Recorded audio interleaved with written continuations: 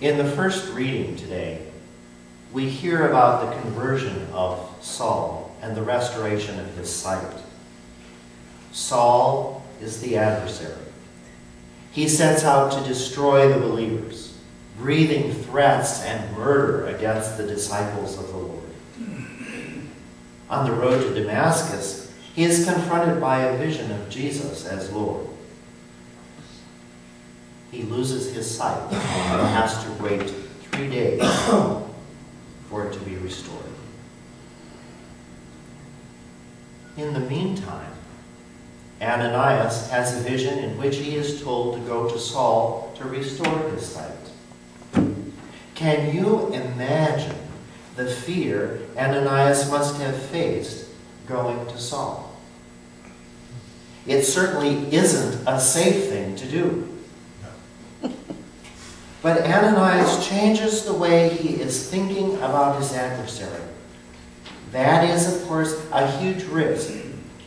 But he is promised in his vision that this reconciliation is not for Saul's or for Ananias' sake, but for a greater purpose.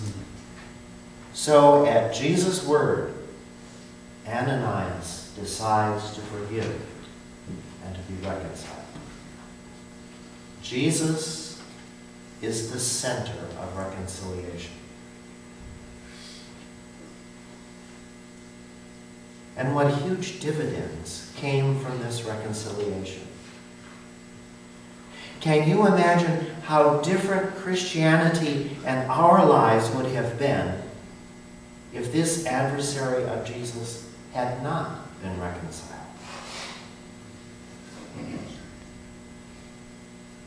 Then, in today's gospel reading, John gives us an account of a fishing expedition, followed by a breakfast meeting between Jesus and 7 of his disciples. On the shores of the Sea of Tiberias, what we more commonly call the Sea of Galilee.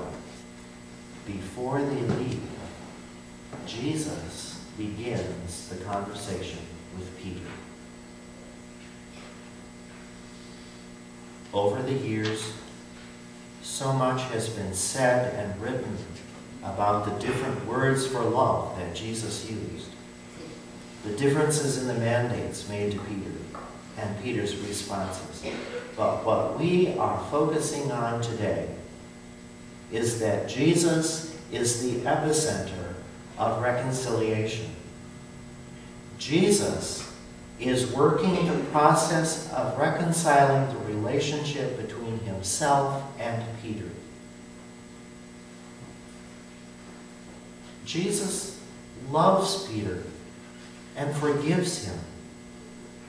Now, however painful it might be, Jesus wants to help Peter move beyond those words of betrayal Peter wished he had never uttered. And without this act of reconciliation, would haunt him forever. Jesus enables Peter to engage in a ministry with others, a ministry also of reconciliation. And so again, reconciliation is not just so that Peter will feel better, but so that Peter can go out and follow Jesus' admonition, feed my lambs, tend my sheep, feed my sheep. Jesus is the epicenter of reconciliation. And again, there are huge dividends paid by this reconciliation. Christianity would never have been the same without it. Here today, in this place, in our setting of the Eucharist, Jesus offers us himself, his body and blood, in reconciliation. That reconciliation is intimate. But it is not just about us as individuals. It liberates us to engage in a ministry of reconciliation with others. reconciliation is a ministry of peace and justice given to us in our baptisms. One of the ways we can work for reconciliation in our world is through the 8 UN Millennium Development Goals, which were also adopted by the Episcopal Church. Goal 1, eradicate extreme poverty and hunger. Goal 2, achieve universal primary education. Goal 3, promote gender equality and empower women. Goal 4, reduce child mortality. Goal 5, improve maternal health. Goal 6, combat HIV, AIDS, malaria, and other diseases. Goal 7, ensure environmental sustainability. And Goal 8, develop a global partnership for development. Look them up on the internet. Google Millennium Development Goals. Explore them. Find one that you can pour your passion into. How different the world will be when these goals have been achieved. Probably most of the time, reconciliation takes a great deal of effort. It may be a long and hard and laborious task. A huge risk may be associated with it. But reconciliation can also flow out of our lives in simple gestures of love and hospitality. Let me tell you a brief story of how a simple action can lead to reconciliation. My husband's daughter, my husband David's daughter, too much alliteration, is soon to be remarried. Her fiancé sister invited all the members of both sides of the family to a Labor Day picnic.